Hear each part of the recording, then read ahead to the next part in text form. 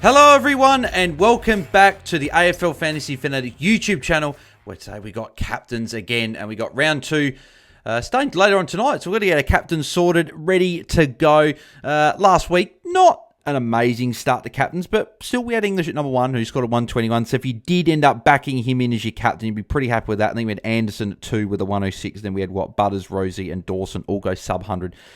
In between 89.95 for the three, but still you want a lot more from that if you guys did have them as your VC or your C, if you had a bit of loop action going on. But we are moving on to round two, and we'll go through our top 10 as we always do and touch on a couple of other options that are just outside. So we'll kick things off with my number one option for round two. Probably no surprise, he's selected by so much of Captain's Challenge, and that is Harry Sheezel.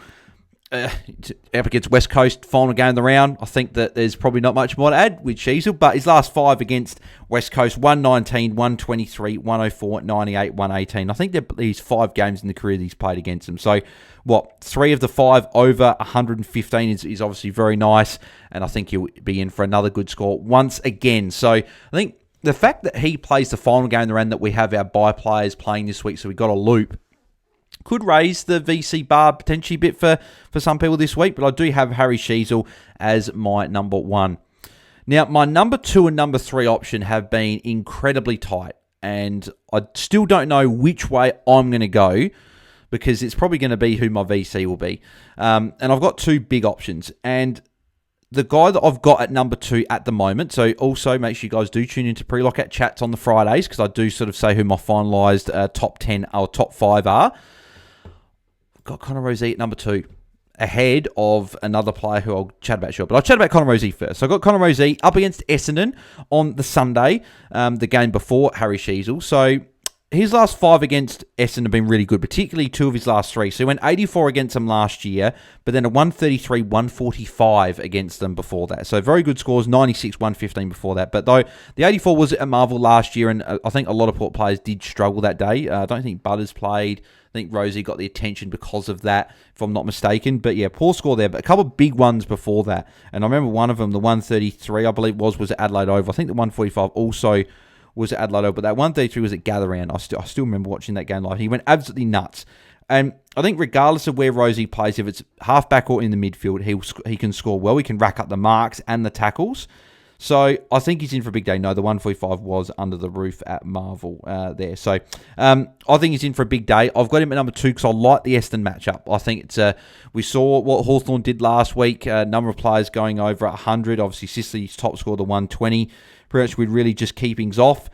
But I think Rozee can go big here. And I've got him as my number 2 option, just ahead, a whisker ahead of Tim English, who's going to be another very popular VC. These are going to be the 2 probably most popular VCs, I'd say, for the week. Tim English probably being the more popular one out of the 2. I've got English at number 3. So his last 4 against Adelaide, 118, 96, 121, 105. Has started really well in the season with a couple of tons to begin with. But those scores against Riley O'Brien. He's come up against Lockie McAndrew this week. And Lockie McAndrew kept Darcy Cameron to a lower score last week. So Darcy Cameron only scored the 87 points. So a lower score there, and only had 16 hitouts compared to McAndrew's 27. So McAndrew, I think, win a lot of the hitouts against English. I think at Adelaide Oval, bit of a trickier task against Adelaide. So I think we're really looking at Tim English, the midfielder, not so much the ruckman, because he's going to get 15, 20 hitouts probably. I'd say he might go a little bit more, but I think somewhere around there. I don't think it'd be a high sort of hit-out game for him and McAndrew. I just think that Crows aren't typically a great matchup for mids. And that's really, as I said, what we're looking at Tim English for. I think he'll be good, but I think he'll be more a safe 105 to 120, probably I'd say somewhere around there. And because we've got Harry Sheezel as the number 1 option, I think that's why I like Rozee slightly more, particularly if you're looking at VCC, got the guy with the high ceiling. I think English at any point could go 130, and that's obviously could very well happen against the Crows on Friday night. I just edge Rozee ahead more, just because I like the matchup more than English. But still a good matchup. I still got English at number 3. I think he'll go well, and I think he's also a very good VC option there. Number 4, I do have Noah Anderson. So he's obviously got a great matchup here against Richmond. He's got a very good record against them. 123, 110, 126 for his last 3. Then he got a 99 and 134 before that. So really good. 4 of his last 5 being over 110. I just bumped him down a tiny bit. Normally, I think I had him at number 2 last week. I bumped down slightly just because he's gone 100 and 106 to start the year. So not going absolutely massive. Maybe with Chris Petrarca being in there as well, take a bit more of that ball, is meaning that Anderson isn't able to rack up those massive scores there. But he was able to do it with Rao last year. So I don't quite know exactly why he hasn't gone as big. I know that was at week 1, I think he had 4 behinds there, so that was probably a big reason why he didn't go massive. But yeah, 106 last week, 34 touches, 3 marks, 2 tackles. He's not typically been someone that racks up a lot of marks and tackles anyway, so that's probably why I got him slightly lower, but I do love the matchup. So he still does make my top 5, just a little bit lower on the list. And I do have, round out top 5, Marcus Bontempelli there. Obviously, great, decent, and well, I was going to say great matchup, right, but it's not. It's right. It's an okay matchup against Adelaide. I was going to say great history against Adelaide is what I should have said. So his last few went 166 against them last year, 126, 110 or his last 3. Went a couple of 70s before that, but his last 3 in particular have been very, very strong. I think he's just in form, right? He went, what was it, 135 last week. I think he started, did he end up tunning up against Brisbane in opening round? I can't exactly remember. I think he did. No, 92. So not quite a ton, but yeah, 135 last week was at 33 touches, 6 marks, 3 tackles, 3 goals, 1. This is an absolute beast. I think he's in for another good game again. The Crows won't tag. They don't typically tag. I think it'll just be Dawson and Bont go head-to-head, shake hands at the start of the game, and I think Bont will go well. So Bont does make my top 5, and I think he'll go very, very well. 6 through 10, let's go through those guys now. So at number 6, I do have Zach Butters, 106, 102, 111, 114 in his last 4 against Essendon. So not huge scores there.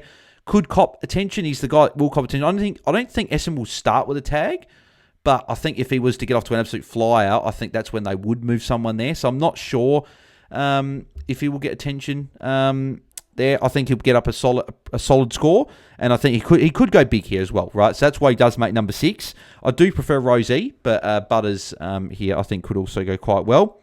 Number 7, I do have Christian Petrarca. He's obviously a bit high on the captain's challenge compared to where I've got him, but it's just the ceiling is just the thing that I'm not exactly sure about with Petrarca. So he's obviously started really well, right, with a 121, 108, and his last 4 against Richmond when he was obviously at Melbourne, 114, 74, 118, 106. It's just he doesn't generally go 120, 130, right? He doesn't rack up a huge amount of tackles. He gets some marks and kicks some goals, right? So there is a chance he goes 120, 130 here.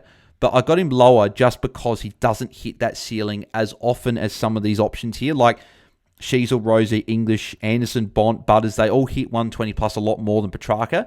So he's in the top 10 because of that. And a few people might go for the VC just because on the off chance he goes at 140, kicks maybe 3 or 4, has 30 touches, maybe takes some marks and gets some tackles. But I got him just slightly lower. So he's a good VC. I do like the matchup and certainly could look at the ceiling there. I just have him a bit lower just because of the consistency of hitting that ceiling. Number 8, I've got Max Gawn, who's actually a bit lower on the list here. Where is Gawny? There he is. Quite down low list here. I've got Gawny. Last 2 against Freo, 125, 123. So good record against them. We're up against Jackson and obviously an underdone Darcy this week. And he's clearly the number 1 ruck still. Like, if a Max Heath or someone comes in this week, I could bump him down a couple of spots. But the fact he's still the clear number 1 guy, he played 91% TOG last week, scored the 108, about a massive last quarter there. And it was a trickier matchup against De Koning. Like De Koning, I know a solo's okay, but still, with the new rule change, I think De Koning will be a tough matchup with or without Marshall. But I think against Jackson could be a tricky matchup again. But I think Gawn will still do his thing, gets his marks around the ground, and he still has got a massive ceiling. So I still got him at number 8 there and can hit a big score. So I've only done the last 2 against Freo for Gawn as well because the other ones were with Grundy and with Jackson. So I didn't include those here. So I think Gawn is in for a big game here. I've got Lockie Whitfield at number 9. You could also put Ash here as well. You could have put either or. I just put Whitfield here. 129, 86, 120, 99 in his last 4 against them. And you could even Ash as well. 109, 113, 99, 113 in his last 4 against St Kilda. I think both are in for a good game here, and you could go, I don't think many people would have both. So if you're looking at either or as a VC, I think both could be the option. St Kilda obviously still giving up plenty of points to defenders, and I think Ash and Whitfield will both get their fair share of points. I've got Whitfield just ahead just because he hits that ceiling more than Ash, but again, Ash, big score last week, 136. I think he could continue and put up another good score again. And then at number 10, I've got Tristan Xerri. I got him down the list. His record in his last three against West Coast is very, very nice. 111, 168, and 129. And I think he had a 92 against Port Adelaide last week against Vicentini. And Vicentini might be a trickier matchup for hitouts because he seems to win a lot of hitouts. Cherry didn't get many. Maybe it was just because Cherry, I think, will struggle with hitouts this year, just with the new rule changes. Like here, he only had the 16 hitouts there, but he had the 10 tackles, which was still really good to see, 19 disposals with 15 handballs. So I think against West Coast, he can put up a nice score. So if you've got him, he could be a good alternative if you wanted to go against Sheezel, but I think Sheezel's the guy in this game you're going for. So he just isn't the guy I'm probably looking at with a VC or a C this week there, but he does make the 10 at the number 10 spot. Just a few guys that were just outside. So Jordan Dawson, I just have him outside just because ranking back. Does that mean he plays more forward? I don't know. I don't think it does. I think he plays normal allotment of midfield. But Dogs are a hard team to score against. But his last two against them, 129, 126. Then a couple of days before that. But those last two were pretty nice there. So you could go Dawson VC if you want to go him there. Got Zach Merritt, 108, 135, 114, 120 in his last four against Port Adelaide. So a really good record there. If you're trading him in this week, you might want to go him VC. If you just want him, I know some people like VCing a guy they bring in on debut, so you might go there.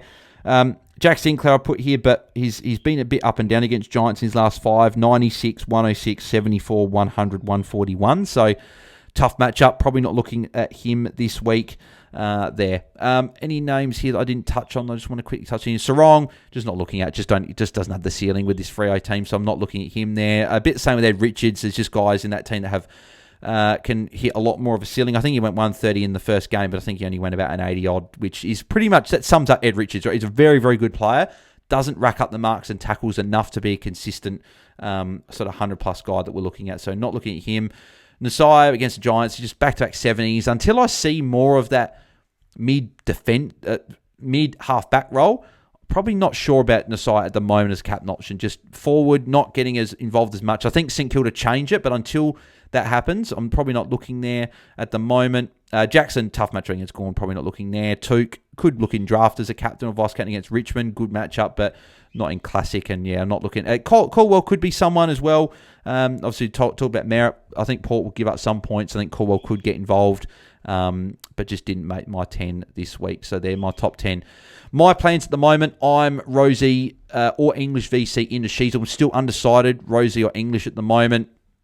But I think at the moment I am Rozee, just with the Eston matchup there. But it could be either or. I'm not 100% sure where I'll go just yet. Maybe if Guelphy got names and Rozee was playing halfback, it may be a bit more nervous that he sits on him, something like that. But at the moment it is Rozee into Sheezel. I do want the guy that I think has got access to the biggest ceiling this week before Sheezel. I think that's Rozee ahead of English. I think English is probably a safer VC, because I think he'll get around that 110, 120 mark. But I think Rozee could go 125 plus, which could be interesting. So that's where I'm landing with that. But let me know in the comments, guys, who you guys are going with your captain and vice-captain. Be interested to see where you guys going English over Rozee. You're going Rozee instead. You're going for someone different, someone that didn't put in the 10. Let me know in the comments what you guys are doing with your captain and vice-captain. If you want to guarantee an answer to all your AFL Fantasy questions, you can head to patreon.com/AFL Fantasy Fanatics. You get your, if you join one of our tiers as well, one of the tiers got a team review every single week. So if you'd like that, you can head over there as well. If you do want just a one-off team review, ask me on q.com/AFL Fantasy Fanatics, and that's spelled QU, and you can get a team review there if you'd like to check that out. But if you did enjoy it, as always, do smash a thumbs up on the video. That'd be very much appreciated, and subscribe to our channel if you haven't already. We are very, very close to 4,500 subscribers, so we're just over 500 away from 5,000, which is our big goal before the end of the year. So if you can help us hit that, that'd be very much appreciated.